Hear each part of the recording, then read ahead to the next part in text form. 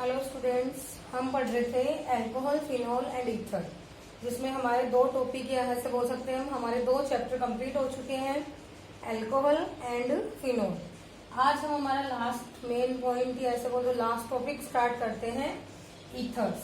Clear? Ethers क्या होते हैं? R O and R. Clear? जिसमें ऑक्सीजन की जो दोनों वैलेंसीज है वो कौन कंप्लीट करेगा? Alkyls and aryl groups. या तो कौन कंप्लीट करेगा? एल्काइल ग्रुप्स कर सकते हैं या फिर एराइल ग्रुप्स कर सकते हैं। क्लियर? इनका जब हम नेम लिखते हैं, जैसे मान लो मैंने एक एग्जांपल लिया, ये ईथर, आपको क्लियर हुआ कि इधर दोनों तरफ क्या अटैच रहेंगे? एल्काइल ग्रुप्स अटैच रहेंगे। स्मॉल हो सकते हैं, लार्ज हो सकते हैं, प्राइमरी सेकेंडरी किसी भी टाइप के हो सकते हैं। एंड यहाँ क्या है? ये ऑक्सीजन प्रेजेंट रहेगा। ठीक है, ये तो गया इनका फॉर्मूला या जनरल फॉर्मूला। देख लो, अब जैसे मान लो मेरे पास एक एग्जांपल है CH3OCH3। तो देखो ये क्या है? ईथर ही है। इसका जब हम नेम लिखते हैं तो हम इसका कॉमन नेम कैसे लिखेंगे? ये दोनों तरफ सेम एल्काइल ग्रुप्स प्रेजेंट है, और जब सेम एल्काइल ग्रुप प्रेजेंट रहते हैं तो हम क्या यूज करते हैं? Di word. ठीक है, तो ये दोनों ही कौन है? Methyl group. तो हम क्या लिखेंगे? Di methyl ether. क्लियर? क्या लिखेंगे? Di methyl ether. ये तो क्या है? इसका कॉमन है। एक एग्जांपल और लेते हैं, जैसे मान लो मेरे पास था CH3OC2H5। इसका नेम जब हम लिखेंगे तो कैसे लिखेंगे? अब देखो इधर दोनों सेम ग्रुप में है तो हम डाई वर्ड यूज नहीं कर सकते। तो अब जब हम नेम लिखेंगे तो हम यूज करेंगे अल्फाबेटिक ऑर्डर। अल्फाबेटिक ऑर्डर में ये क्या है? इथाइल ग्रुप ई, और ये स्टार्ट होता है फ्रॉम एम। तो पहले कौन आएगा? इथाइल। तो हम क्या लिखेंगे? Ethyl methyl ether. समझ में आया आपको? Ethyl methyl ether. जब सेम टाइप के एल्काइल ग्रुप्स हो तो आप डाई वर्ड यूज कर लेना, एंड जब डिफरेंट टाइप हो तो हम क्या करेंगे? अल्फाबेटिक ऑर्डर फॉलो करेंगे। क्लियर? ये तो था कॉमन नेमिंग। जब हम इनका आईयूपीएसी नेम लिखते हैं तो ईथर का आईयूपीएसी नेम कैसे लिखा जाता है? Alkoxy alkane. कैसे लिखते हैं हम? Alkoxy alkane. ठीक है, जैसे अब यहाँ दोनों सेम है तो दोनों ही एल्केन ग्रुप है, दोनों का ही नेम क्या है? मिथाइल ग्रुप है। तो आप नेम लिखोगे तो कैसे लिखोगे? यहां लिख देती हूँ फर्स्ट वाले का name methoxy methane. Methoxy methane. Clear? जब दोनों ग्रुप सेम हो तो आप किसी को भी ऑक्सी के साथ ऐड कर दो एंड किसी को भी पेरेंट कार्बन चेन बना दो। ठीक है, बट जब डिफरेंट टाइप के एल्काइल ग्रुप्स प्रेजेंट हो तो हमें क्या करना है? जो स्मॉल ग्रुप है उसके नेम को हम ऐड करते हैं ऑक्सी वर्ड के साथ। ठीक है, एंड जो लार्ज चेन होती है उसको हम मानते हैं as a parent hydrocarbon chain. ठीक है, तो अब जैसे आईपीएससी में हमारा ये तो होता है select the longest carbon chain, तो इन दोनों में लॉन्ग कौन है? ये, तो इसको हम क्या मानेंगे? पेरेंट कार्बन चेन, और ये क्या हो जाएगा? मिथोक्सी। तो नेक्स्ट वाले का नाम हम कैसे लिखेंगे आईयूपीएससी में? मिथोक्सी। इसका क्या नेम है? इथेन। तो क्या बन जाएगा? Methoxy ethane. समझ में आया आपको? क्लियर?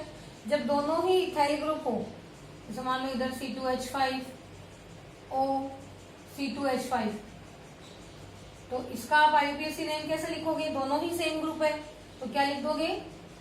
Ethoxy ethane. क्लियर हुआ? एंड जब डिफरेंट ग्रुप हो, जैसे मान लो इधर C2H5 है मेरे पास एंड ऑक्सीजन इधर C3H7 है, तो हम क्या लगा देंगे? ये स्मॉल है कि ये, तो ये क्या बन जाएगा? इथोक्सी, एंड बड़ा ग्रुप है प्रोपेन। ये हम इनका क्या करेंगे? IUPAC nomenclature. और जब अगर इसका कॉमन नेम लिखना होता है आपको तो क्या लिखते हैं आप? Ethyl propyl ether. Clear. Ethyl E से स्टार्ट हो रहा है, प्रोपाइल पी से हो रहा है, तो पहले कौन आएगा? इथाइल। तो इथाइल प्रोपाइल ईथर। क्लियर। ये था ईथर्स का सिंपल नोमेनक्लेचर है। आईपीएससी नेमिंग करोगे तो पहले दोनों एल्काइल ग्रुप्स के नेम लिखोगे और फिर लास्ट में एक वर्ड ऐड करोगे ईथर। ठीक है। और एल्काइल ग्रुप्स जब सेम हो तो डाई वर्ड यूज कर देना, एंड जब डिफरेंट हो तो फिर आप कौन सा रूल यूज कर लोगे?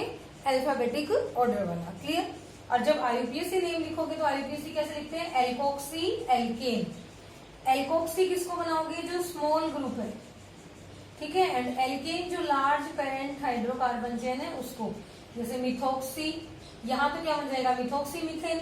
यहाँ क्या बनेगा? Methoxy ethane. ये क्या बन जाएगा? Ethoxy ethane. ये क्या बन जाएगा? Ethoxy propane. क्लियर। ये हो गया इसका नोमेनक्लेचर। ठीक है। इसके बाद हमारा मेन पॉइंट स्टार्ट होता है प्रिपरेशन मेथड। तो देखो, ईथर्स को बनाने की हमारे दो ही रिएक्शन है सिलेबस में, दो ही मेन रिएक्शन है। फर्स्ट है by the dehydration of alcohol and second है by the Williamson's synthesis reaction. ठीक है। ये विलियमसन्स एक मेन रिएक्शन मान लो आप इसको, और पहले वाली कौन सी है? By the dehydration of alcohol, sorry हाँ, डिहाइड्रेशन ऑफ एल्कोहल। तो फर्स्ट रिएक्शन कौन सी हो जाएगी? Bye the dehydration of alcohol. ठीक है। अब देखो, इसके नेम से ही क्लियर हो रहा है, डिहाइड्रेशन मीन्स एक वाटर मॉलिक्यूल का बाहर निकलना, H2O मॉलिक्यूल का बाहर निकलना, उसी को कहते हैं डिहाइड्रेशन। मीन्स होगा क्या इस रिएक्शन में? एल्कोहल में से वाटर मॉलिक्यूल बाहर निकल जाएगा एंड किसका फॉर्मेशन हो जाएगा? एल्कोहल में से क्या रिमूव होगा? Water molecule. ये रिएक्शन होती है कंसंट्रेट एसिड की प्रेजेंस में। H2O मॉलिक्यूल बाहर निकल जाएगा एंड क्या बन जाएगा? ईथर। क्लियर। होगी कैसे ये रिएक्शन को देखो आप। जैसे मान लो हमारे पास एक एल्कोहल है CH3CH2OH। ठीक है। हमने क्या किया? इसकी रिएक्शन करवा दी H2SO4 के साथ। यहाँ यूज करते हैं एक प्रोटोनिक एसिड, मीन्स एक इस टाइप का एसिड जो इस एल्कोहल को क्या दे सके? प्रोटोन दे सके। इस टाइप का एसिड यहाँ पे यूज किया जाता है और उसमें जनरली कौन सा यूज होता है? H2SO4। ठीक है। तो एल्कोहल की रिएक्शन किससे करवा दी? H2SO4 के साथ में। तो क्या बनेगा? ईथर। यहाँ पे एक चीज ध्यान रखना, ये जो रिएक्शन है वो टेम्परेचर डिपेंडिंग रिएक्शन है। रिएक्शन की कंडीशन पर डिपेंड करेगा कि प्रोडक्ट क्या बनेगा। ठीक है। जैसे 413 केल्विन टेम्परेचर पर एल्कोहल की रिएक्शन H2SO4 के साथ करवाएं अगर, तो हमारे पास क्या बनेगा? ईथर बनेगा। OCH2CH3। क्लियर। क्या बन गया? ये ईथर। ठीक है। ये चीज आप ध्यान रखना, ये जो रिएक्शन है वो कैसी है? टेम्परेचर डिपेंडिंग रिएक्शन है। आप 413 केल्विन टेम्परेचर ले रहे हो तो क्या बन रहा है? प्रोडक्ट ईथर बन रहा है। बट वो ही अगर मैं थोड़ा हाई टेम्परेचर ले लूं, जैसे मैंने ये सेम कंडीशन है, कंसंट्रेट H2SO4 यूज किया एट द टेम्परेचर 443 केल्विन। थोड़ा टेम्परेचर क्या किया हमने? हाई कर दिया, इंक्रीज कर दिया। तो अब हमें ईथर नहीं मिलेगा, अब हमें क्या मिलेगी? एल्कीन मिलेगी। ये आप ध्यान रखना। ठीक है। तो ये चीज क्लियरली सुनो कि एल्कोहल की डिहाइड्रेशन से ईथर फॉर्मेशन भी होता है एंड एल्कीन फॉर्मेशन। ये क्या बन गया हमारे पास? एल्कीन। तो डिहाइड्रेशन ऑफ एल्कोहल से ईथर फॉर्मेशन भी होता है एंड एल्कीन फॉर्मेशन भी होता है।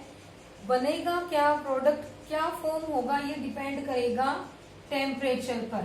आप 413 केल्विन टेम्परेचर पर रिएक्शन कराओगे तो हमारे पास क्या फॉर्मेशन होगा? ईथर फॉर्मेशन होगा। और अगर रिएक्शन कैरिड हो कितने टेम्परेचर पे? 443 केल्विन टेम्परेचर पे हो तो क्या बनता है? एल्कीन फॉर्मेशन होता है। क्लियर। समझ में आया आपको इतना?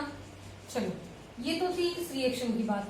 अब यहाँ एक चीज और ध्यान रखना आप कि जो एल्कोहल है उससे ईथर जो बन रहा है, एल्कोहल से ईथर फॉर्मेशन की ये जो रिएक्शन है H2O मॉलिक्यूल रिमूव करके, ये रिएक्शन फॉलो होती है SN2 मैकेनिज्म के थ्रू। कौन सी मैकेनिज्म से? SN2 मैकेनिज्म फॉलो करती है। SN1 एंड SN2 क्या होता है ये ऑलरेडी आपने बहुत अच्छे से स्टडी कर रखा है हेलोएल्केन्स में। SN2 reaction means it is a bimolecular reaction. Bimolecular means the rate of the reaction is depend on two molecules, ठीक है। फर्स्ट सेकेंड जो रिएक्शन होगी वो कितनी स्टेप में कंप्लीट होगी? 1 स्टेप में कंप्लीट होगी। कोई भी कार्बोकेटाइन नहीं बनेगा। एक क्या बनेगा? अनस्टेबल इंटरमीडिएट या ट्रांजिशन स्टेट बनेगी। क्या बनेगी? ट्रांजिशन स्टेट बनेगी और उसी स्टेप में क्या बन जाएगा? प्रोडक्ट बन जाएगा। SN2 में यही होता है। कार्बोकेटाइन अगर हम बोले, कार्बोकेटाइन इस रिएक्शन में फॉर्मेशन नहीं होता। कार्बोकेटाइन कब बनता है? SN1 मैकेनिज्म में बनता है। SN2 में कार्बोकेटाइन नहीं बनता। तो हम क्या बोल रहे हैं कि एल्कोहल से जो ईथर फॉर्मेशन की रिएक्शन है कौन सी मैकेनिज्म फॉलो करेगी? SN2 मीन्स एक न्यूक्लियोफिलिक सब्स्टिट्यूशन रिएक्शन है। ये कौन सी है? Nucleophilic substitution. एक न्यूक्लियोफाइल रिमूव होगा, दूसरा न्यूक्लियोफाइल ऐड होगा, ठीक है। जो रिएक्शन होगी 1 स्टेप में होगी, बाइमोलिकुलर रिएक्शन होगी, कार्बोकेटाइन फॉर्मेशन नहीं होगा, एक ट्रांजिशन स्टेट बनेगी, ठीक है। चलो अब हम ये देखते हैं कि ये रिएक्शन होती कैसे है। इस रिएक्शन की मैकेनिज्म देखते हैं। ये आपने देख लिया।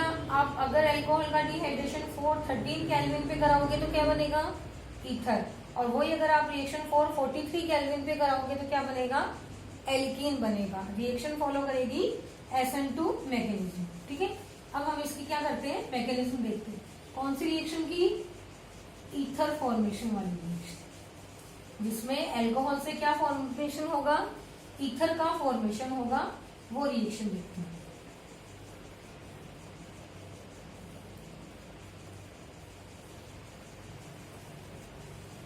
ठीक है, देखो मैकेनिज्म में क्या होगा, हम यहाँ पे क्या ले रहे हैं? एसिड। आप क्या यूज कर रहे हो रिएक्शन में? एसिड यूज कर रहे हो एज द कैटलिस्ट। क्या यूज कर रहे हो? एसिड यूज कर रहे हो एज द कैटलिस्ट। तो सबसे पहले हम क्या बोलेंगे? जो H2SO4 है, एक स्ट्रॉन्ग एसिड है, क्या करेगा? एक प्रोटॉन रिमूव करेगा, H+ रिमूव करेगा। और जैसे ही H+ रिमूव होगा ये क्या बन जाएगा? HSO4-। क्लियर? ये रिमूव क्या हुआ है? H+। प्लस है मीन्स पॉजिटिव चार्ज है, इलेक्ट्रॉन डेफिशिएंट है। किस चीज की रिक्वायरमेंट है इसको? इलेक्ट्रॉन्स की। तो ये कहाँ जाके ऐड होगा? एक ऐसी स्पीसी पर ऐड होगा जहां इसको इलेक्ट्रॉन्स मिले, इलेक्ट्रॉन रिच स्पीसी पे जाएगा, ठीक है। ये ध्यान रखना, ये जो रिएक्शन है ईथर फॉर्मेशन वाली, इसमें अल्कोहल के 2 मॉलिक्यूल्स यूज होते हैं। ये चीज ध्यान रखना, अल्कोहल के 2 मॉलिक्यूल यूज होते हैं, क्योंकि 2 एल्काइल ग्रुप्स चाहिए ना ईथर में, इसलिए अल्कोहल के 2 मॉलिक्यूल्स यूज होते हैं, ठीक है। तो देखो पहले क्या हुआ? एसिड ने H+ रिमूव किया एंड क्या बना लिया? HSO4-। फिर नेक्स्ट स्टेप में क्या होगा? जैसे मान लो मेरे पास ये अल्कोहल है, या मैं स्मॉल अल्कोहल ही ले लेती हूँ, CH3 वाला ही, CH3OH। ये क्या है हमारे पास? अल्कोहल। एंड अल्कोहल में ऑक्सीजन के पास क्या होते हैं? Lone pairs. ऑक्सीजन एक इलेक्ट्रॉन रिच स्पीसी है। तो ये जो H+ है, जिसको किसकी रिक्वायरमेंट है? इलेक्ट्रॉन्स की। आकर ऐड कहाँ हो जाएगा? ऑक्सीजन के साथ। ऑक्सीजन क्या करेगा? इस पे पॉजिटिव चार्ज है, इसको इलेक्ट्रॉन चाहिए। ऑक्सीजन अपने बैलेंस शेल के इलेक्ट्रॉन यूज करके क्या कर लेगा? यहाँ पर बॉन्ड फॉर्मेशन कर लेगा। जैसे ही बॉन्ड फॉर्मेशन होगा नेक्स्ट स्टेप ये आएगी हमारे पास O। ये H तो ऑलरेडी था, यहाँ ये नेक्स्ट वाला H ऐड हो गया, ठीक है। एंड जैसे ही ये H दूसरा वाला ऐड हुआ, इस ऑक्सीजन पे चार्ज कैसा आ गया? Positive charge. क्यों आया? क्योंकि ऑक्सीजन ने अपने बैलेंस शेल इलेक्ट्रॉन्स यूज करके ये बॉन्ड फॉर्मेशन किया था, ठीक है। तो ऑक्सीजन पे चार्ज क्या आ गया? पॉजिटिव। नेक्स्ट स्टेप में क्या होगा? अब देखो हम क्या बोल रहे हैं? रिएक्शन, मेन जो रिएक्शन है वो अब स्टार्ट होगी, यहाँ पे जो SN2 मैकेनिज्म है वो यहाँ स्टार्ट होगी। ठीक है, देखो ये ऑक्सीजन पर क्या है, पॉजिटिव, ये स्पीसी बनी अभी। ऑक्सीजन पर पॉजिटिव चार्ज स्टेबल रहेगा, नहीं रहेगा। क्यों? क्योंकि ये मोर इलेक्ट्रोनेगेटिव एलिमेंट है, इसको तो खुद को इलेक्ट्रॉन्स चाहिए, तो ये क्या करेगा, यहां से इलेक्ट्रॉन डेंसिटी अट्रैक्ट करेगा एंड H2O की फॉर्म में बाहर चला जाएगा। ठीक है, और जैसे ही ये इधर से बाहर जाएगा तो क्या होगा,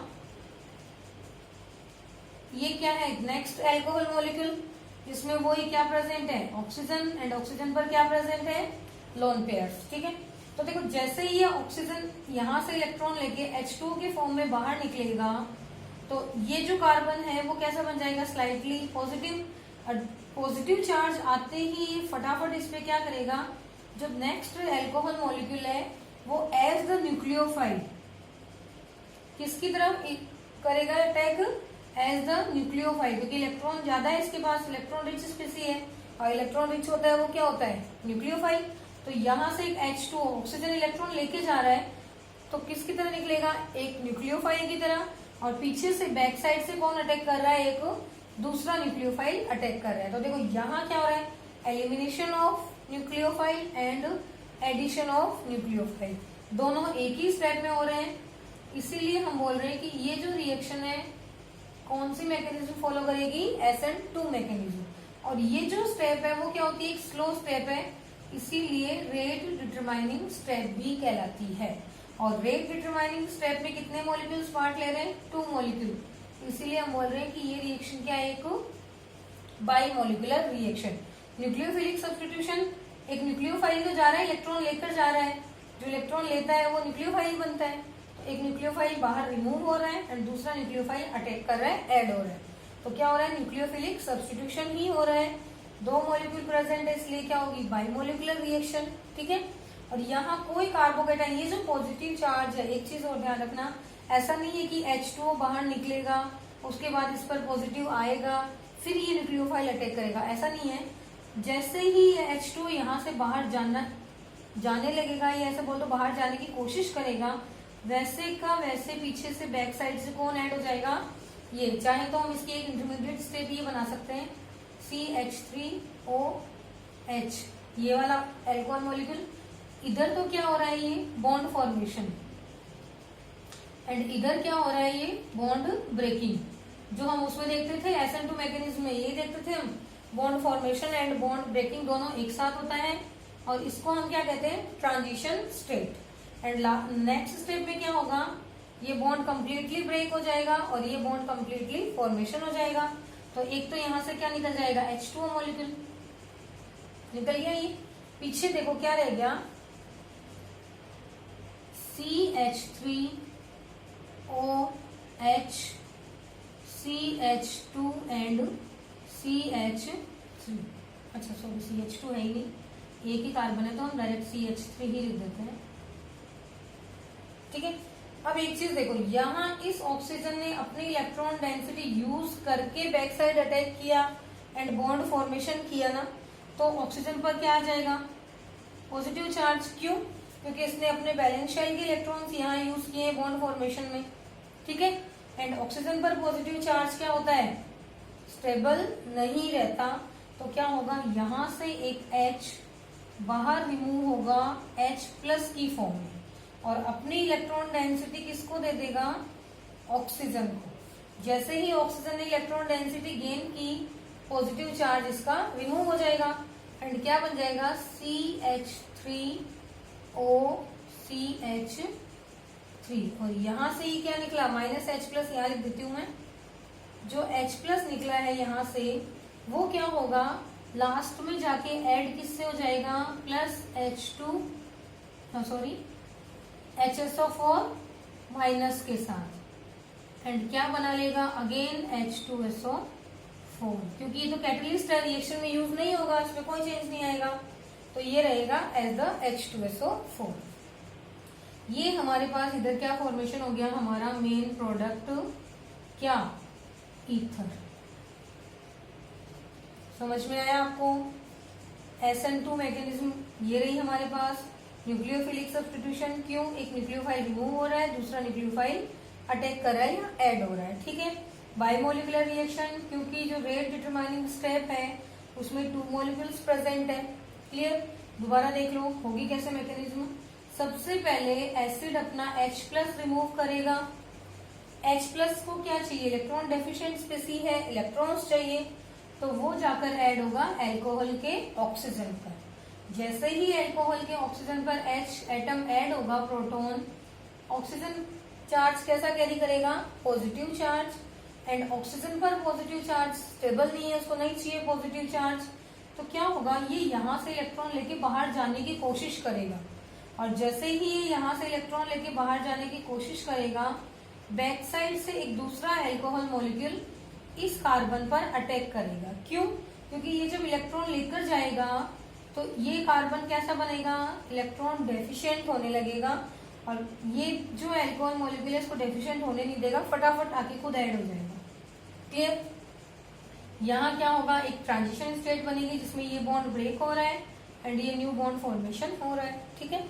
नेक्स्ट स्टेप में H2O मॉलिक्यूल बाहर निकल गया एंड इधर क्या बन गया, एक इस टाइप का कंपाउंड बन गया जिसमें इस ऑक्सीजन पर क्या चार्ज आ गया, पॉजिटिव। क्यों, क्योंकि इसने अपने बैलेंस शेल के इलेक्ट्रॉन्स यूज करके बॉन्ड बनाया था, ठीक है। H2O तो निकल गया, उसको हटा दो। अब देखो यहाँ ऑक्सीजन पर पॉजिटिव चार्ज क्या है, स्टेबल नहीं है, इसको नहीं चाहिए, तो यहाँ से प्रोटॉन वैसे ही अच्छा लिविंग ग्रुप है, हाइड्रोजन अपने इलेक्ट्रॉन देके आराम से जा सकता है, तो यहाँ से ऑक्सीजन को इलेक्ट्रॉन डेंसिटी दी और खुद बाहर निकल गया, किस फॉर्म में, H+ की फॉर्म में, ठीक है। एंड इधर हमारे पास क्या बन गया, ईथर बन गया। और जो H+ बाहर निकला है वो जाके किससे ऐड हो जाएगा, HSO4 से, जो कि रिएक्शन के स्टार्टिंग में फॉर्मेशन हुआ था, एंड वो अगेन क्या बना लेगा, H2SO4। क्लियर, आइए आपको रिएक्शन मैकेनिज्म समझ में। यहाँ पे आप एक चीज जरूर ध्यान रखना कि जो ईथर फॉर्मेशन की रिएक्शन है उसमें जो एल्काइल ग्रुप्स होते हैं ईथर के साथ में, वो कैसे होते हैं, प्राइमरी टाइप के ही होते हैं। कैसे होते हैं, प्राइमरी टाइप के ही होते हैं। अगर सेकेंडरी या फिर टर्शरी अल्कोहल प्रेजेंट रहता है ना, तो क्या फॉर्मेशन हो जाता है, एल्कीन बन जाता है। फिर SN2 मैकेनिज्म फॉलो नहीं हो पाती, क्योंकि उसको स्टेरिक हिंड्रेंस नहीं चाहिए SN2 को। एक ट्रांजिशन स्टेट बनती है ना, उसमें bond breaking and bond formation साथ में होता है, तो बॉन्ड ब्रेकिंग और फॉर्मेशन दोनों साथ में हो रहा है, तो हिंड्रेंस वहां पे नहीं होना चाहिए। तो अगर हमारे पास किस टाइप का कंपाउंड है, प्राइमरी अल्कोहल्स प्रेजेंट है, जैसे ROH टाइप के कंपाउंड अल्कोहल्स प्रेजेंट है, तो इनसे तो क्या बन जाएगा, ROR टाइप का ईथर बन जाएगा। प्राइमरी अल्कोहल से ये जो एल्काइल ग्रुप्स है वो प्राइमरी टाइप के ही बनते हैं। क्यों, क्योंकि रिएक्शन क्या फॉलो करती है, SN2 मैकेनिज्म, और SN2 मैकेनिज्म में हिंड्रेंस नहीं